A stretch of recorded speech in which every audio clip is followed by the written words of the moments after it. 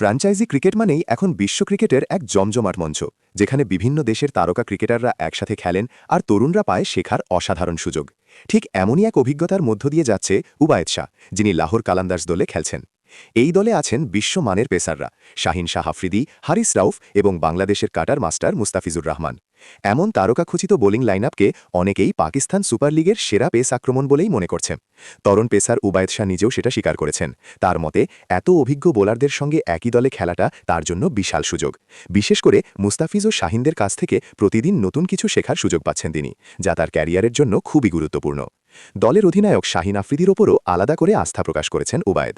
তিনি বলেন, শাহিন তাকে অনেক সাপোর্ট করেন এবং নতুন বল হাতে আক্রমণ শুরু করার দায়িত্ব দেওয়াটা তার জন্য গর্বের।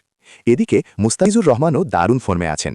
খুবই নিয়ন্ত্রিত বোলিং করে কম রান দিচ্ছেন, যা দলকে বড় সুবিধা দিচ্ছে। এমন পারফরম্যান্স তরুণদের জন্য অনুপ্রেরণা হয়ে উঠছে। সব মিলিয়ে লাহোর কালান্দার্সের এই শক্তিশালী পেস আক্রমণের মাঝে নিজেকে গড়ে তুলতে চান উবায়েদ শাহ। ভবিষ্যতে আরও ধারালো বোলার হয়ে উঠতে তিনি এই সময়টাকে কাজে লাগাতে চান, আর সেই পথেই এগিয়ে যাচ্ছেন ধীরে ধীরে।